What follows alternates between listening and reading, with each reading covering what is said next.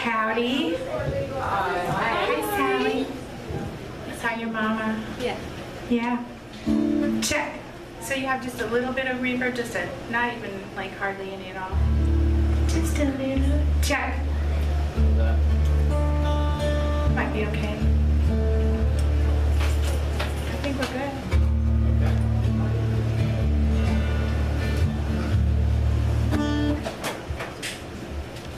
Well, I guess I'm gonna play for 15 minutes, right? Is that right? That's right. And then some wonderful poets are gonna come up and they're gonna make you cry, laugh, and go, oh my God, maybe? I don't know. And then when all of the above and some more. And then when they get done, I'm gonna play for 15 minutes again. That's the deal, right? Not the same songs. But not the, well. Or we have short-term memory problems. Yeah, I only know 2 songs. I'm gonna play them each twice now. You think we'll forget them by the end? Just repeat. Actually, I was telling somebody about my special. I didn't write this song, but I'm really into it right now. I So might I'm not playing believe this. this.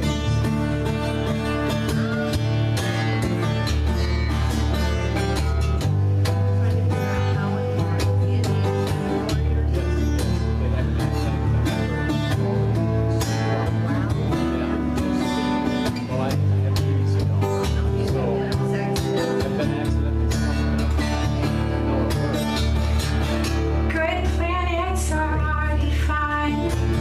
Tempered zones and tropic climate. True currents and thriving sea. Wind blowing through breathing trees. Strong ozone and safe sunshine. Good planets are hard to find. Good planets are in the man. Clean beaches and sparkling sand. Land masses with room to spare. Jet streams and perfect air. High forests and low wetlands. Good planets are in the band. I don't know what the heart can't see. Don't let the blind ones take us to that destiny.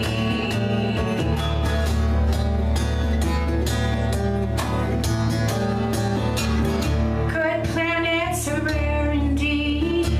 Rain falling on crops and seeds. Big rivers and good topsoil.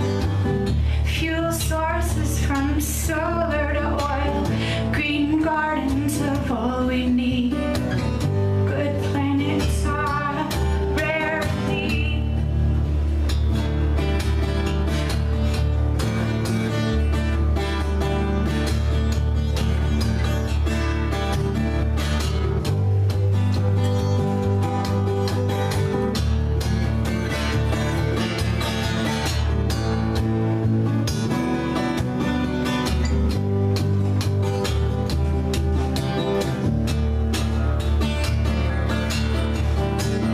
Good planets are scarce and few.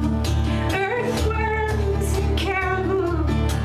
Strong food chains and tasty meals. Textiles and plants that heal. Iron mountains and skies of blue. Good planets are scarce and few. And I don't know what the heart can't see. Don't let the blind ones take us to their destiny.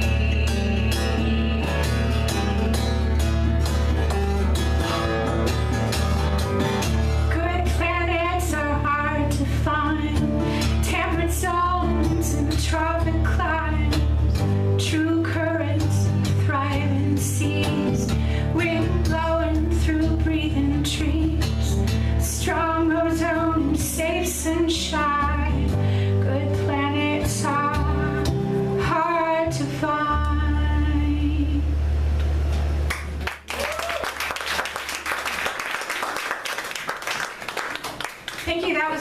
by Steve Forward. I did change a few of the words because like his was super hopeless. Or worse. I couldn't handle it. Well, it was just like, you know, let the blind man go to that destiny, you know, just let it happen. I just couldn't say it, so there you go. Anyway, so I wrote this next one. I'm gonna make sure I'm in tune now because it's so important. It's hard enough to play guitar and sing at the same time, but when your guitar's out of tune, it becomes like torture. Then you have to like pretend like it doesn't bother you because you're already like halfway through the song and try not to play that string, right? Maybe I can avoid that string.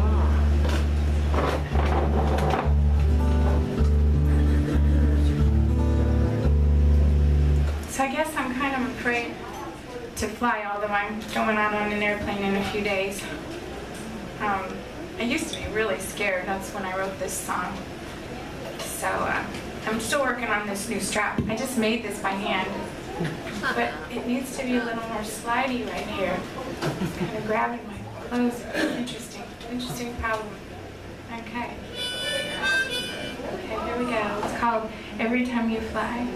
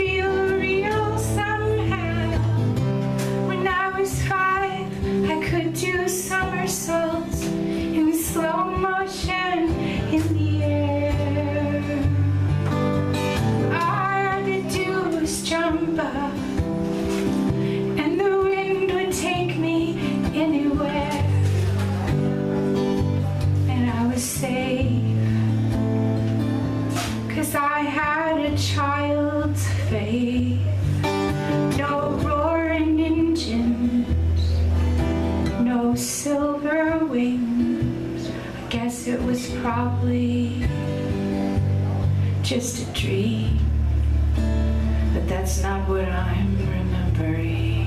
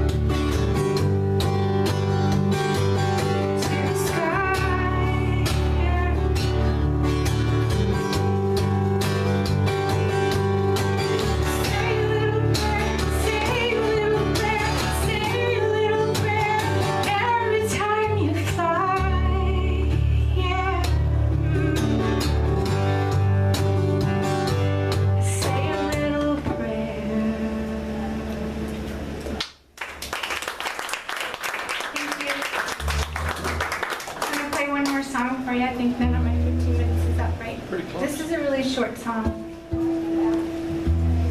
I never go over when I'm an opening act. I did it one time by mistake. It was a big mistake.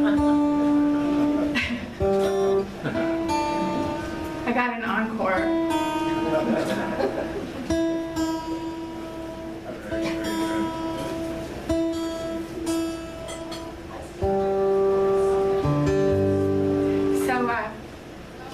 When I was a kid, we lived in Los Angeles, but when I was 12, we moved to Lincoln, Nebraska, and then 20 years ago, I moved to Nashville, Tennessee, and then a year and a half ago, I moved back. So, when I was a kid, that's my whole life story, right there. It's really quick. But when I was a kid, always thought that you lived here. Yeah, well, I moved here when I was 12 years old, and now I'm living in the same house where I lived when I was 12 years old. Hopefully this is a temporary situation. It's all temporary. Yes, exactly. You know, see, you just put it all in perspective right there. I promise the song isn't very long, but I'm going to tune again. So, I need to stretch these strings out a little more because I just changed. If you stretch them out enough, you won't have any trouble tuning them. I just neglected to do it. So when we came to Lincoln to visit, we took the train once all the way across the country and all the way back from Los Angeles to Lincoln, Nebraska. My dad was, he worked for Union Pacific Railroad briefly, so we got to stay in the luxury cars.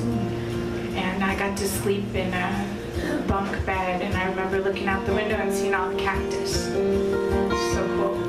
So, but I lived in the valley for 4 years. Before that, right near the beach in Gardena, until the Watts riots hit, and then we had to leave. Then I lived in the valley, and I was a valley girl. We lived in a new housing development that 3 houses down was just wilderness for countless acres that we never managed to find the end of in 4 years. But we had a frog pond one year, and then it was a toad pond the next year, and then it was dry almost all the time. Over 100 degrees a lot. Everyone in our neighborhood had a swimming pool except us, and we were in their pools all the time, so it didn't matter. Then I moved here and met Sally, so I took care of the swimming pool thing. Sally and her mom. They still live in the house with, she still live in the house with the pool? She still lives in the house, but there is no pool. Oh no, there's no pool. I don't want to hear this. Anyway, all right, back to the story. Sorry, I am making a long introduction. So one thing we didn't have in California was lightning bugs. And I wrote this song for the lightning bugs because I was so enchanted by them as a child in Lincoln, Nebraska, the 3 or 4 times we visited here when I was a kid. And I'm trying to save the world one lightning bug at a time. Oh, the lightning bugs fly in June. They fly by the light of any old moon. Not much in May. May's too soon. The lightning bugs fly in June. Lightning bugs fly in July. Some folks call them fireflies. They find their way with the bright green light. Get chased by kids on a hot summer night. Kids run around underneath the stars, catching lightning bugs and sticking them in jars. I should have got a glass of water first. Oh, life in a jar is kinda hard. It's a whole lot smaller than your backyard. And life in a jar is pretty rough. You gotta be patient and you gotta be tough. But patient and tough ain't enough when you ain't getting the right kind of stuff. And life in a jar is very sad, 'cause you really miss your mom and dad. So if you gotta catch lightning bugs, hold them real gentle and watch them light up. Then open up your hand, let them know you will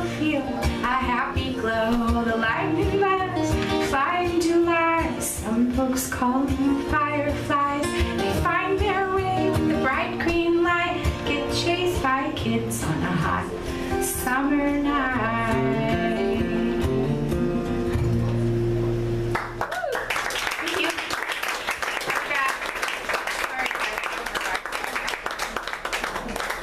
I got lost in that story.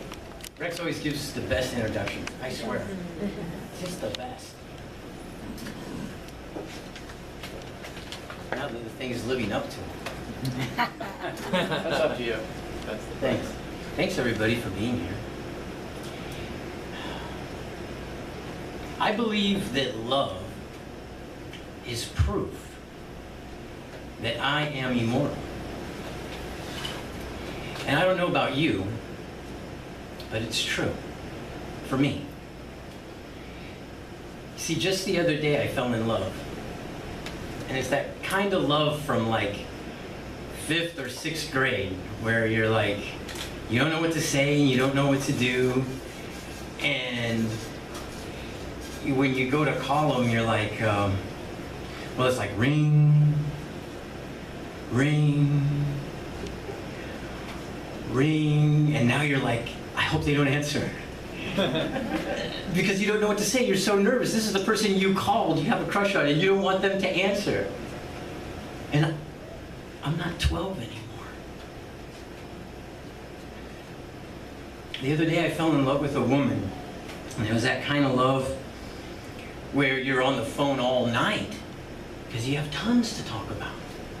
And you're telling each other stories, and you're laughing, and you talk for hours, and you have so much in common. And you're like, oh, we've got so much in common. Right? You don't even know what time it is. It's for hours. And she could be in Timbuktu, but it feels like she's right there, like lying next to you. You see, we can close space. We can actually close space. Because maybe this is not who we are. It's just what we're connected to. And it doesn't matter how many years old this body is. Because I am not any years old. I'm 0 years old. 0 as in infinity. I'm 0 years old, and I am an infinite number of years old. So you see, it doesn't really matter. You see, it's not that my grandmother's love is eternal. It's that she is eternal. So don't be afraid to communicate. Don't be afraid to dance. Don't be afraid to love. It's what you do. It's what you're made of. It's who you are. And the worst thing that could happen is you could die. But the funny thing is, you can't. It's impossible. Because of love.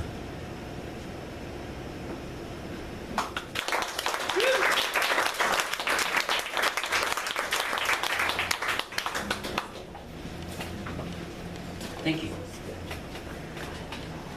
So I mentioned my grandmother in that piece, and I'm not going to try and do a lot of talking. I want to just try to fit as much poetry as I can in between. But sometimes it's hard for me to stop talking. Thank you. Okay. So you might ask, what is a tortilla? Like, what is that? I'll tell you right now. It's my salvation. It's my welcome home. Have you ever been out in the cold? Have you ever missed love? Were you ever confused? Did the night look better than your next day? When the streets know your name, When you're young and vicious, when you're throwing punches at the air, who is there? I mean, who can tell you anything? And when that cold hits your bones and your tears are all you've tasted in a long while, you go home. You go home to where the warmth of the kitchen is, to where Grandma, who won't ask any questions, lives, to where the tortillas are hot and they taste good just like that, with nothing on them but the love given them by hands thick with work, thick with kneading, thick with picking asparagus, cucumbers, and tomates, with knitting PJs, blankets, and jackets that you use every day, that you wear every night, thick with a life that spans generations. ¿Quieres frijoles, mijo? Do you want beans, son? Sí, Grandma. Ten un poquito de agua. Here, some water. Gracias, Grandma. Estábamos preocupados. We were worried. I know, Grandma. I know.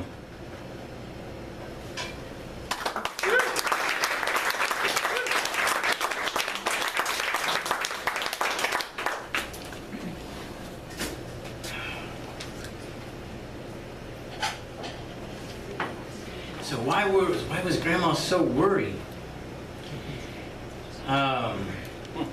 It's funny, my brother and I are some of the few, we have a huge family. My brother and I are like the few who actually are fluent in Spanish. And what's hilarious is all of our cousins would call our grandma abuela, abuelita. We call her grandma in English, which is, I always thought kind of peculiar.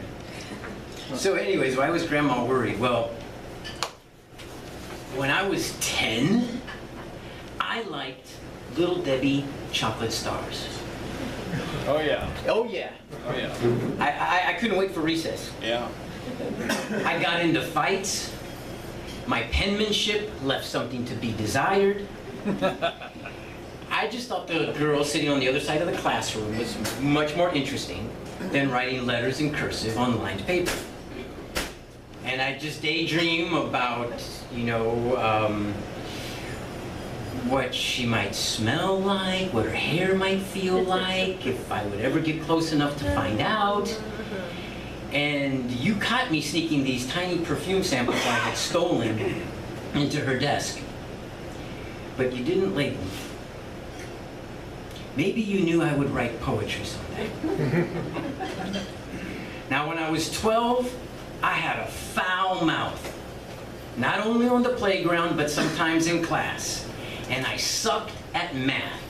I wasted erasers away trying to find the answer. I'd get frustrated and I'd say, not even knowing that I had said it out loud. You called it to my attention, but you didn't label me. Maybe you knew I would write poetry someday. When I was 13, I got high in the gymnasium. I flushed M80s down your toilets. I shoved ammonium carbonate capsules into my nostrils and ran around like a fool. I missed 99 days of school. You held me back a year, but you didn't label me. When I was 14, I was a nerd with just a few friends. I didn't have time for commas, periods, and exclamation points. We were clearing out dungeons. I needed experience points. I was a 7th level thief with this dagger +5 on an adventure with an elf and a dwarf. We were just trying to stay alive. When I was 15, well, I started going to parties, dating girls, right? Well, it was more like this. I disrupted your class. I smeared clay all over your clock. I lit John Buckman's pants on fire when no one was looking. And he danced around the potter's wheel yelling, "My ass is on fire! My ass is on fire!"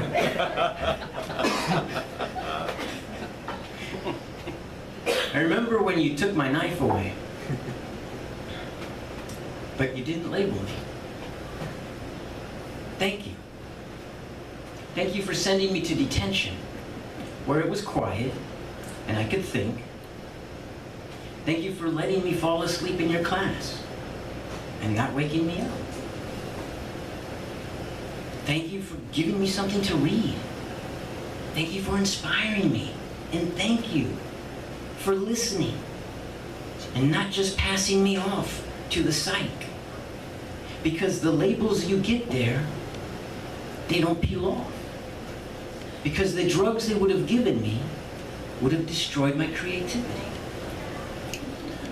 Who's to say what's normal? Childhood is not a disease. I wasn't ADD, ADHD, or whatever. I was a child. I was a kid. And I was just going through changes when I did what I did.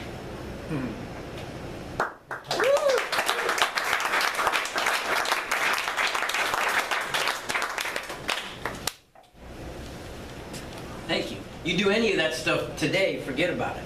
Forget about it. Can't get away with that. Okay. How are we doing on time? You probably have 10 more minutes. 10 more minutes? She dances. That girl, she dances. And she smiles when she dances. And then you smile, and that's my baby girl.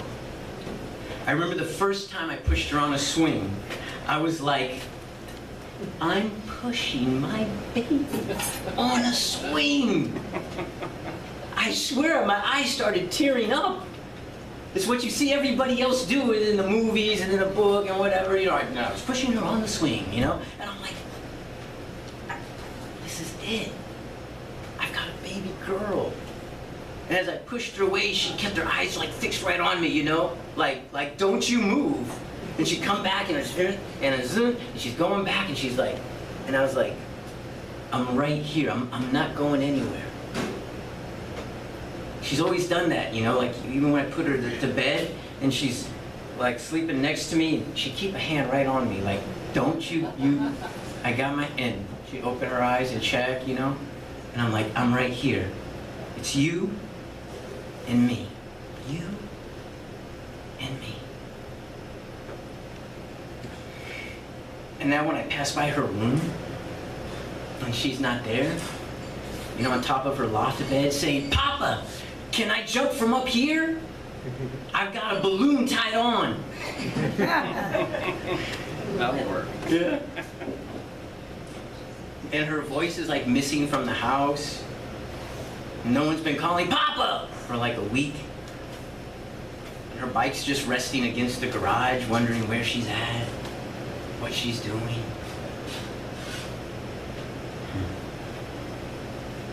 In a few more days, that swing's gonna come back.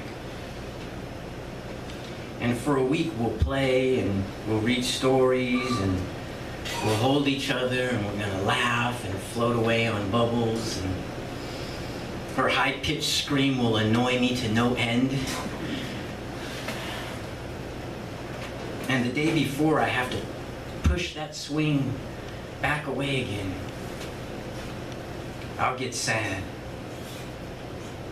And she'll look me in the eyes, and without speaking a word, she tells me, she says, I'm coming back. It's you and me. It's you and me.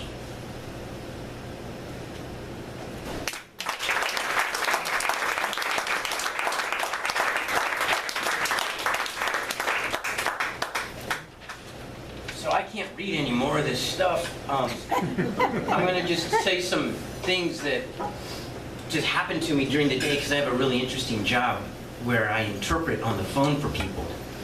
People who are fleeing persecution, people who have been here for years and are trying to become legalized citizens, and they've done everything right, They filed all the paperwork. They've been here for so many years, and just some funny things happen, you know, when they're applying for their citizenship, or just trying to convince the officer that, hey, look, man, my life's in danger.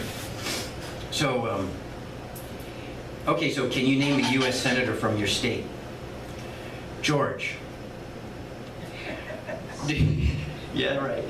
Do you have, I think, you know, they were trying to say George Washington because that was like the first president, but the first thing that came to mind was George.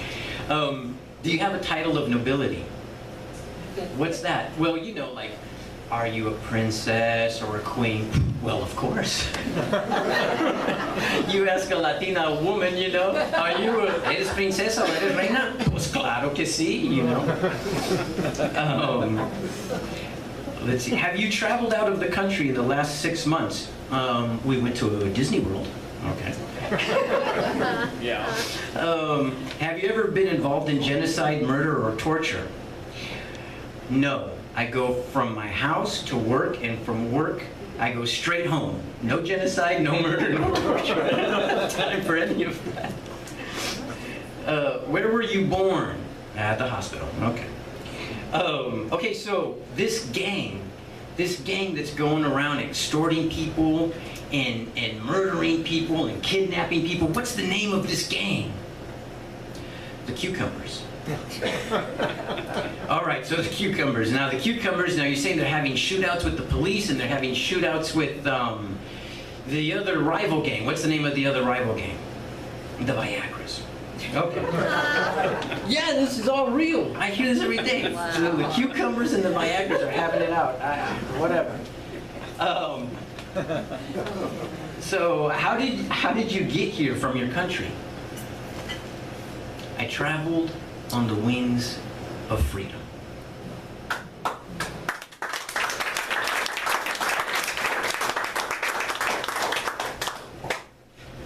How are we doing now? Yeah, one more. One more, all right. If you cry, that's okay. Yeah. Crying's allowed. You know, I'm gonna do this one here. I haven't done this. This is all like new stuff for me, so it's like Good. I didn't know what was gonna happen once I read this stuff. That's All right. Neither did we. Yeah. Right. This one's short, so it'll be cool.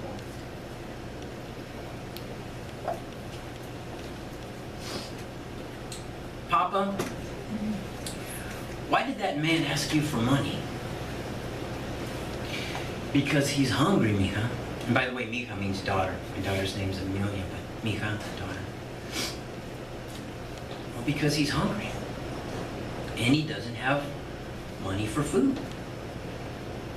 Why doesn't he have money for food? I don't know, mija.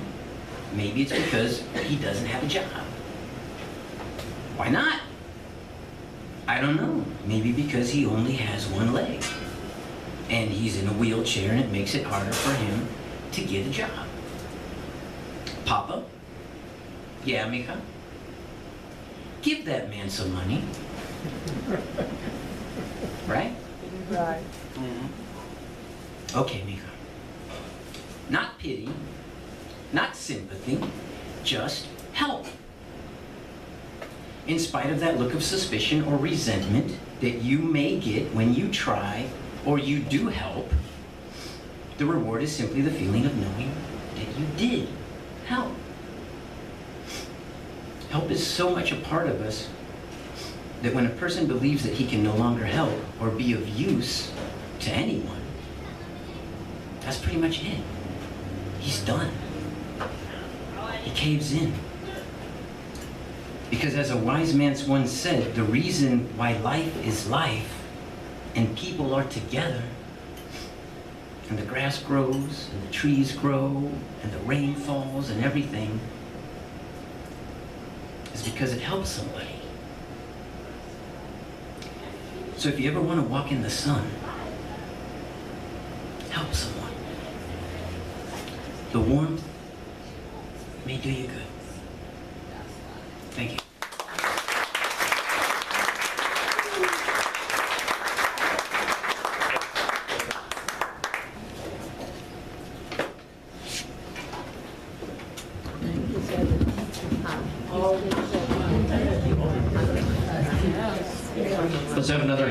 Dominique Garay and Reagan Myers. This is where we take a little break. This is where you get a chance to socialize, to visit, see some people that you haven't seen for a while, meet new people, introduce yourselves, take another chance to get a refill or maybe something to eat here. Plan on coming. There's several people that know that. We'll be back in about 10 minutes. I'll give you a chance to take a break, and we'll be back at it again.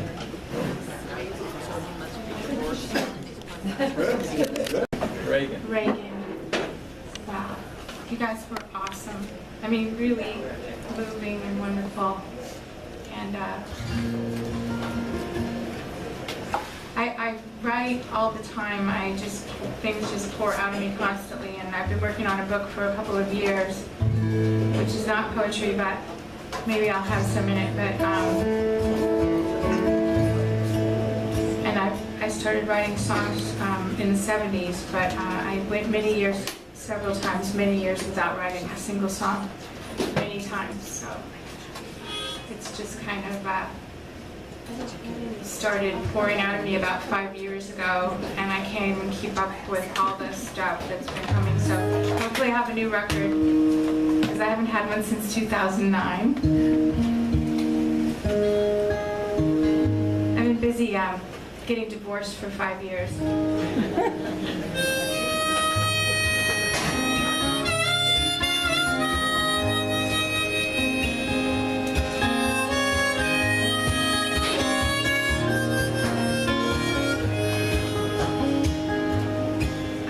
I've seen you when you forgot to hide, when your beautiful soul came shining through your eyes, in rays of truth, reflections of your youth. I have seen you when you forgot to hide. I have heard your voice when you were speaking from your soul.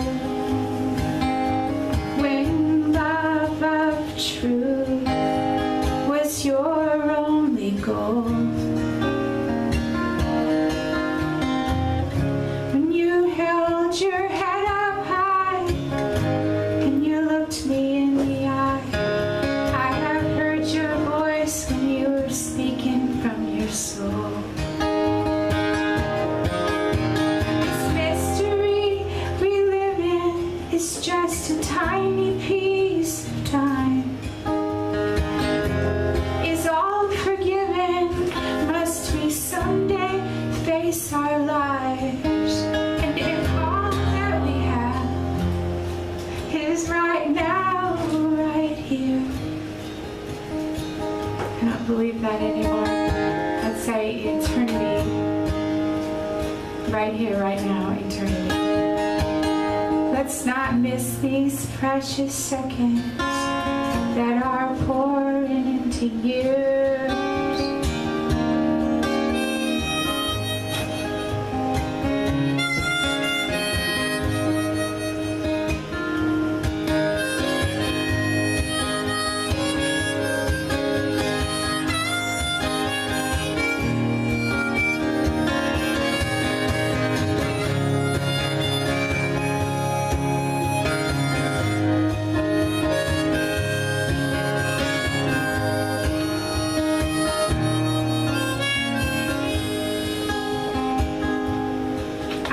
Touched you when you were feeling strong, when you held my hand and I knew we belonged. Spirits kindred, lifelong friends. I have touched you when you were feeling strong. I have seen you when you forgot to hide, when your beautiful soul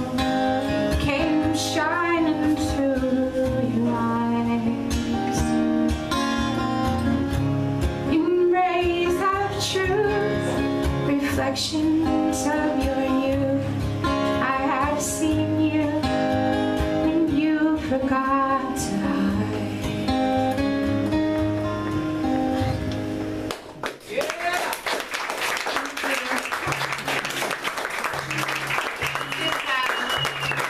you. This is kind of strange because I'm sort of imploding. I do this sometimes.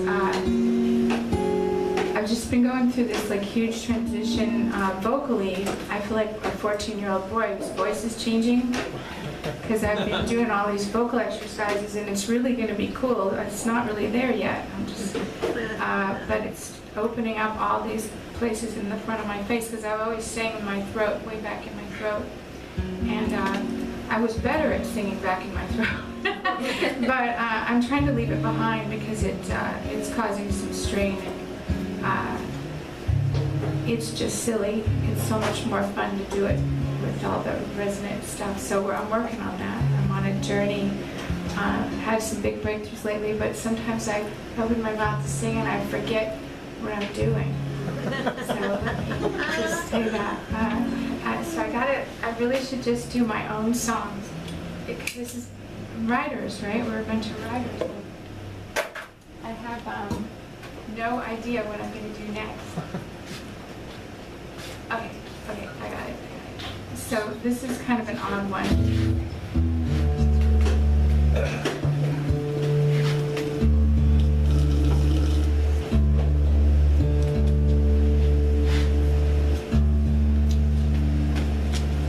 This is called December Song.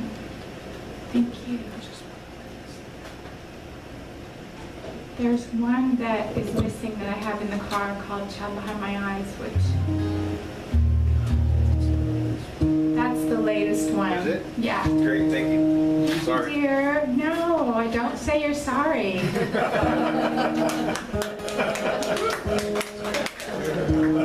mean, he just did. I'm the worst. I say I'm sorry all the damn time.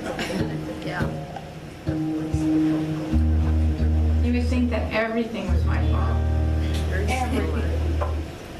Okay, so I'm going to try to remember to use it. I made a pickpocket. I'm like, I sewed every stitch by hand. This is some tapestry that I've had for like 20 years, and I kept saying, I'm going to make a guitar strap.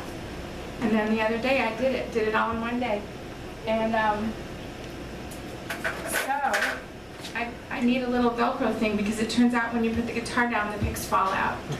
So it's a little bit of a design issue, but I'm just going to do a little spot of Velcro to put right there. And then I'll just like put it in there like this when it's not being used, and then I'll pull it out like that. I don't know where that accent just came from. I like to do accents. I've been transcriber for 24 years. People send me tapes and I type them. So if somebody has a cool accent, it's like, that's mine. So I can do Rusky. Well, the man who read the book, what was it? Life of Pi. Unfortunately, they've replaced him with some horrible, I'm so sorry to whoever that man is, but the person who read Life of Pi on the recent version, and they've somehow put the one away that was the Indian man. It's a story about a man from India, so it would make sense. And he had this beautiful voice, and it was the most amazing book I ever listened to on tape.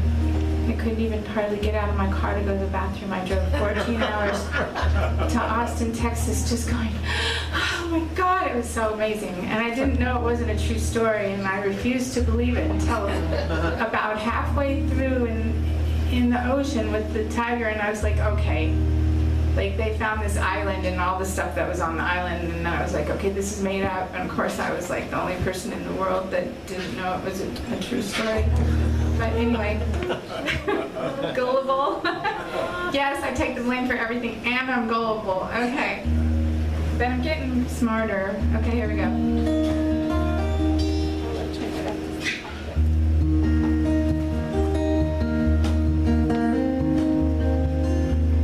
So we'll just pretend that. Are you Helen or Reagan? I'm Reagan. You're Reagan. Okay, Reagan, we'll just pretend it's winter. This is called December Song, okay? Next year is next month. It will be 2000 something. Time is moving faster than a roller coaster. To borrow words from Buddy Holly, remember his old song every day.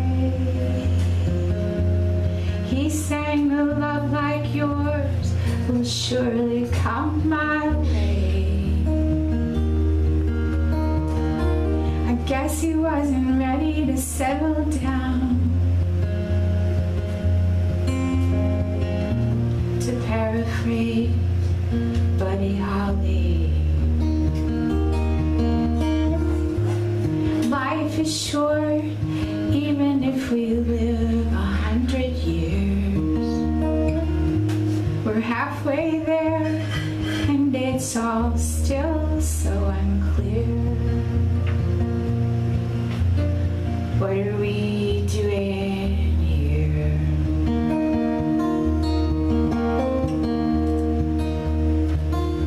There's nothing new under the sun. So says Ecclesiastes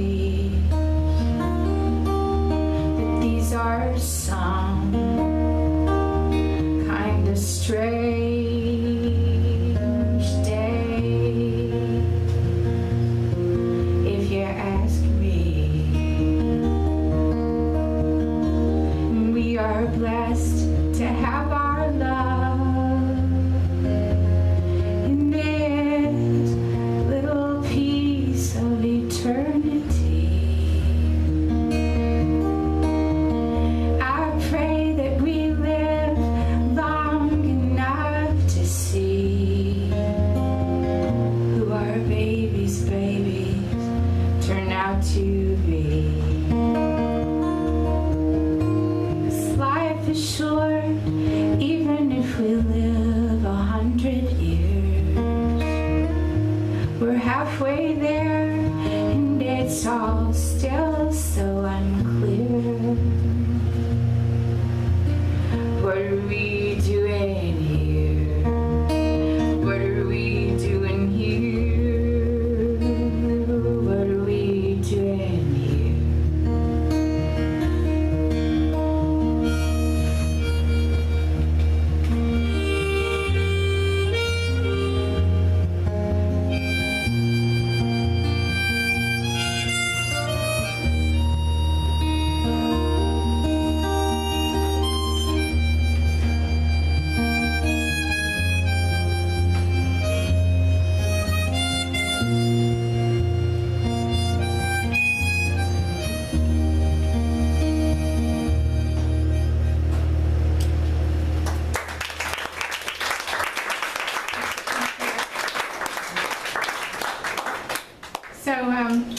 So this is my first gig since I've been having these weird like vocal breakthroughs and making these crazy sounds. I found this old voice lesson that I took like 10 years ago, and the guy's like, this is what you need to do, and he was a really good teacher, and I just like said okay, and I paid him a lot of money because it was a really expensive lesson, and it was worth it. I just didn't have enough self-esteem to realize it, so I just put it away, and I got it out a couple months ago, and I was like, oh my God, he was telling me exactly what I've been looking for like 20 years. So I've been doing it every day, but I didn't do it today because I was sitting at my computer transcribing a stormwater meeting in Nashville. Because the Nashville legal department doesn't know that I'm living in Lincoln.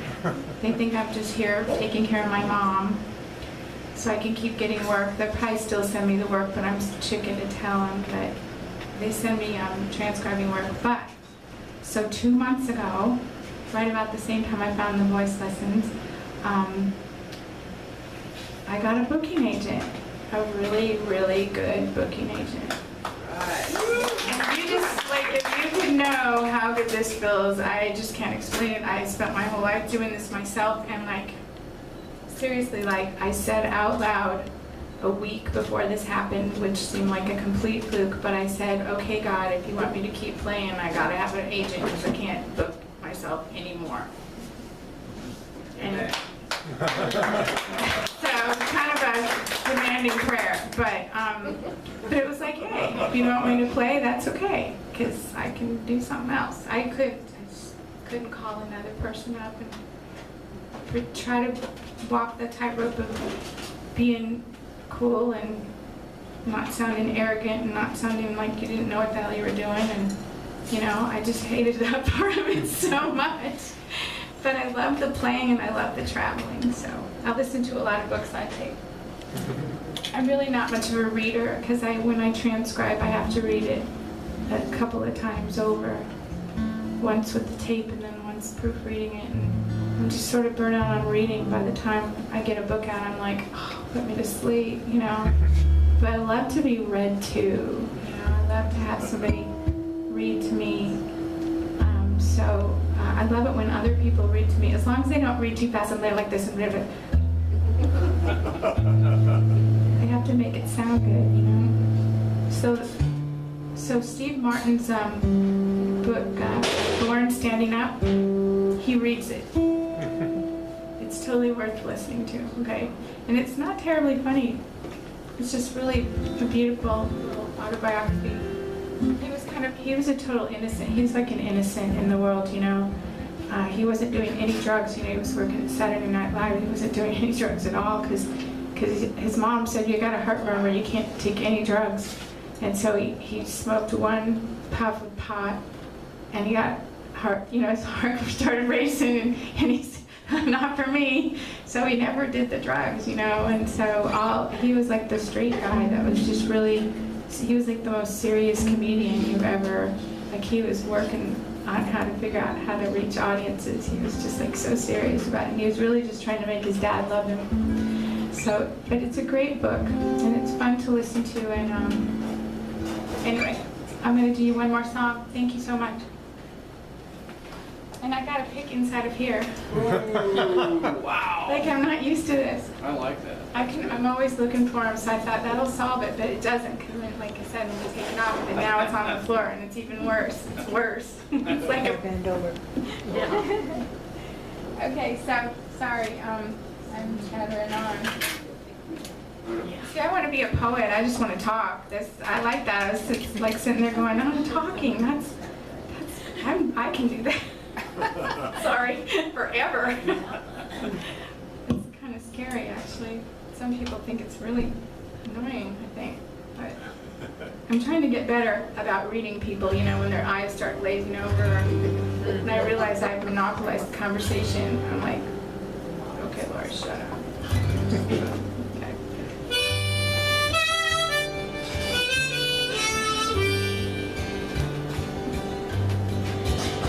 This is my utopian dream. In my heaven, the jokes are all funny. You don't need money, 'cause everything's free. In my heaven, no need for pretending, 'cause you can be whatever you want to be. And in my heaven, nobody cares what race or religion you are, 'cause life's fair. There's no natural disasters, no famine, no wars, and no terrible secrets behind closed doors. And the lions and tigers and bears, oh my, will lick your face and walk by your side. And no one gets killed, 'cause nothing can die in my heaven, my heaven, my heaven, oh my.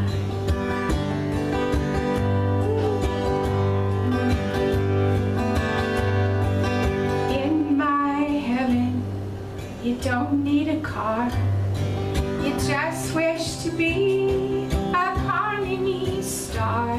You can fly with the seagulls or glide with the eagles. In my heaven, you could stay right where you are. And your great-great-grandbaby and your great-great-grandpa can dance with your great-great-great-great-great-grandma. 'Cause time comes together for the whole human race. For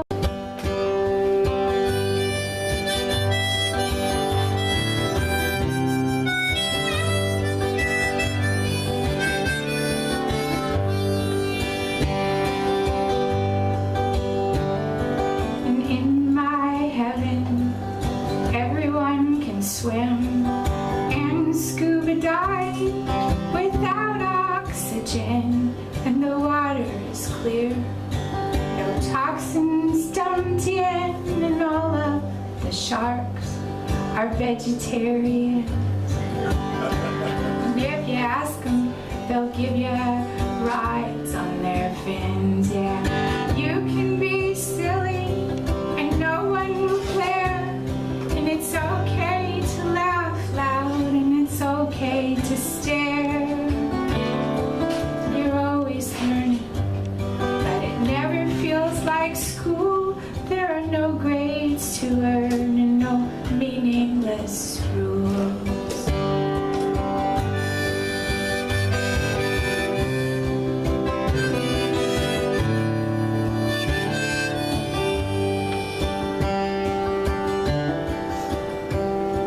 And in my heaven, all the mommies and daddies do what mommies and daddies are supposed to do, just like the Banks family after Mary Poppins left, and all of the children are little angels too. Yeah, everyone's healthy and no one gets sick. If you got gum in your hair, it would not stick. And the stars and the sun are brighter than bright, but you never get sunburned, 'cause love is light.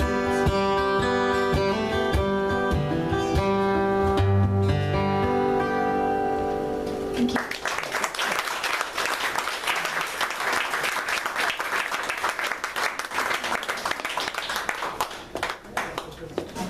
Sorry for the shaky voice. It's on its way out, I swear. 2 steps back, right? 1 step back, 2 steps back.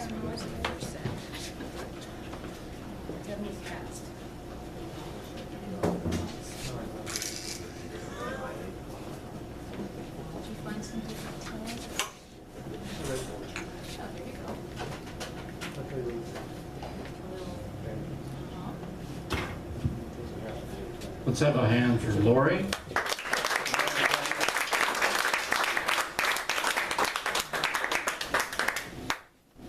She says she wants to be a poet. You're a poet, Laurie. Thank you. Poetic with a beautiful voice. Thank you. Thank you. As we end every evening at Mojave, we always end with a Bill Clifthorne poem. Why? This place is kind of imbued, it's mired with, it's sodden with the whole idea of Bill Clifthorne's big voice rattling the building. It's still rattling. Like the earthquake in western Montana, it's still rattling and resounding. Bill Clifthorne's son told me that when they went out to eat at restaurants, people at nearby tables would stop and listen to Bill order from the menu. His voice is so good, and his poems are so good, and they still resonate with that voice. So we always have our pastor, Terry Oberst, read one of Bill's poems as a benediction. So Terry, surprise me. I just want to say the 3 poets that read tonight, I thought the poetry was very strong and poignant and very moving. And my old friend Laurie, it's so good to hear you again after all these years. I've missed your voice very much. This is a early summer poem. Some of us have gardens, and weeding is part of that. And the title of this poem is Weeding. And it's kind of a lovely short love lyric by Bill. It has a epigraph from Connie Wannick, Summer Yard. But the air in late July, thank God I'm alive to breathe it, to take the scent of lilies directly into my blood. Bummed that I am, I sit inside, watching my wife at service among the yellows and purples of daylilies and phlox in the flower bed. She kneels with her gloves on, her hands describing a ritual I trust her parishioners understand. When I step outside, I'll learn what all along she must have known, the scent of an early summer season. But for the moment, I enjoy the thrill of postponing one joy to enjoy another, measuring that little distance between the found and the lost. My earthbound wife at service among the yellows and purples of daylilies and phlox in the flower bed. Thank you.